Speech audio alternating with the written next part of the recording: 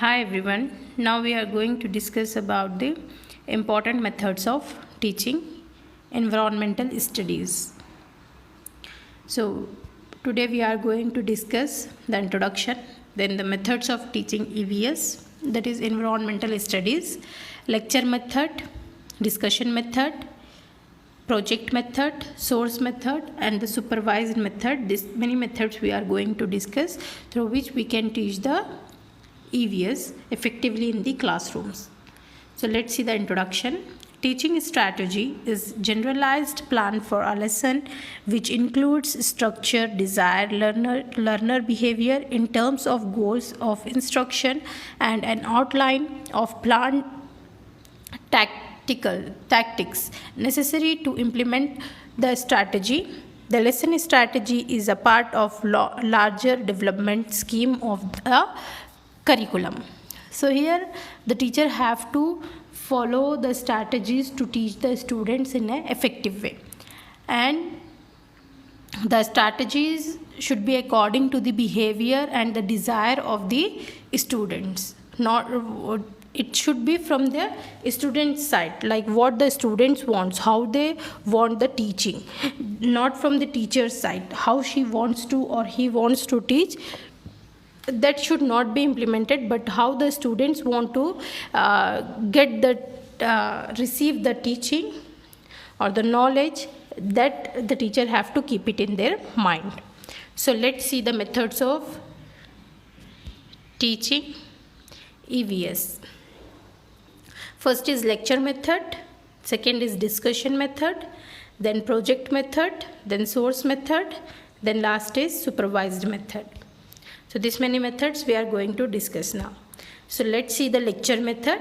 The method in which the instructors are imparting information to the student in terms of lesson plans and academic concept within the classroom setting. So in the lecture method, the teacher is giving the lecture to the students. They are giving the concepts to the students, they are giving the terms to the students, they are giving the new knowledge to the students, and they are giving the instructions, or they are giving the lecture here. Not more than that is happening in this lecture method. The next is discussion method. Discussion methods are a variety of forums for open-ended collaborative exchange of ideas among a teacher and a student, or among students, for the purpose of furthering students' thinking, learning, problem solving, understanding, or literally appreciation. So here in the discussion method, it can be in the group of a student also, and it can be in the group with the teacher also. In that group, the teacher can also be included, and only the students also can be there in the group, and they are discussing and they are exchanging their thoughts, their ideas. They all are keeping their thoughts and ideas, and they were searching the ways to solve the problem, and together they are learning, and they are getting everyone's idea. It's like a brainstorming. They all are giving the ideas in the group, and their all understanding also can be come in the discussion method. The next is project method.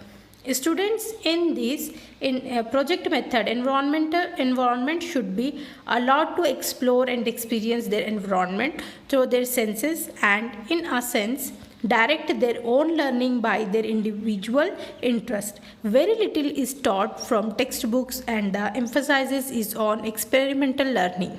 Rather plan, rote and memorization.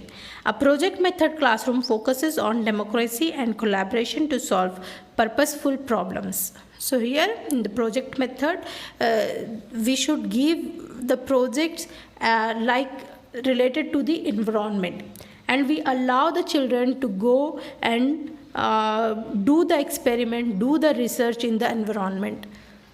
They can go outside, they can do the research, they can They can do the experiment also in the environment. So here they are learning by doing themselves. Here the teacher is not helping them, the others like parents are also not helping them. They are going and they are exploring the environment. So here the child can memorize, or they can keep it in their mind for a lifelong period.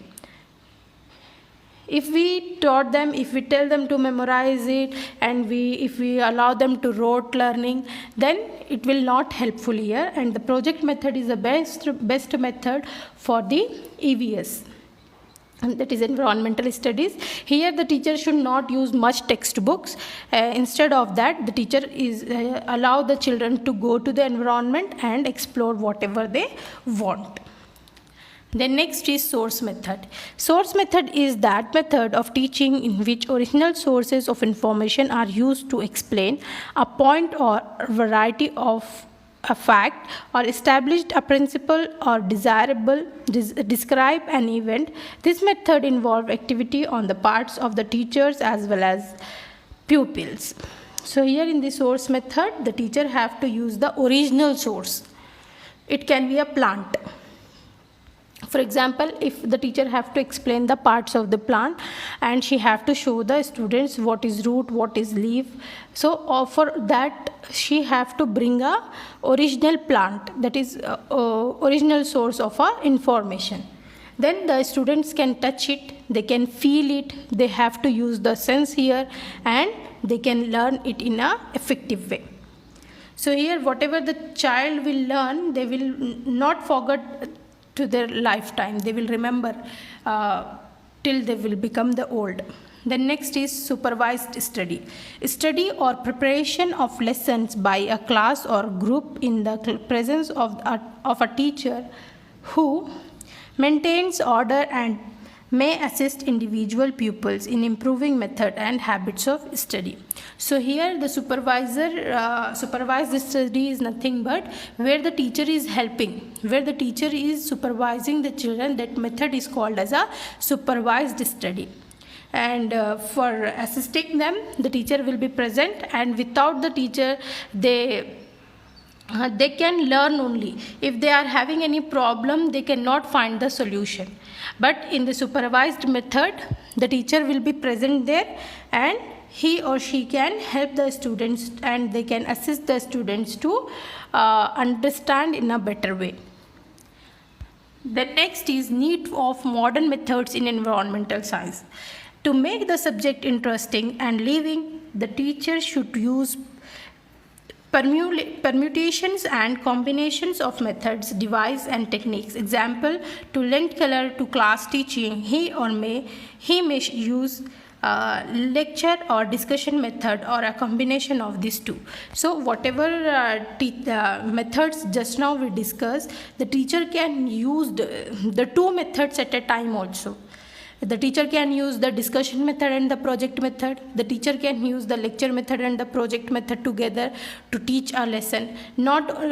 Teacher should not stick only on one method only to teach the students. They can blend the methods and they can use it in front of the class. So here as we know that how we can, the teacher should know that how they have to, which method they have to use in which part of that particular chapter. They should command over that, and they can make the class effective, and they can teach in a successful way, and they can get the objectives also.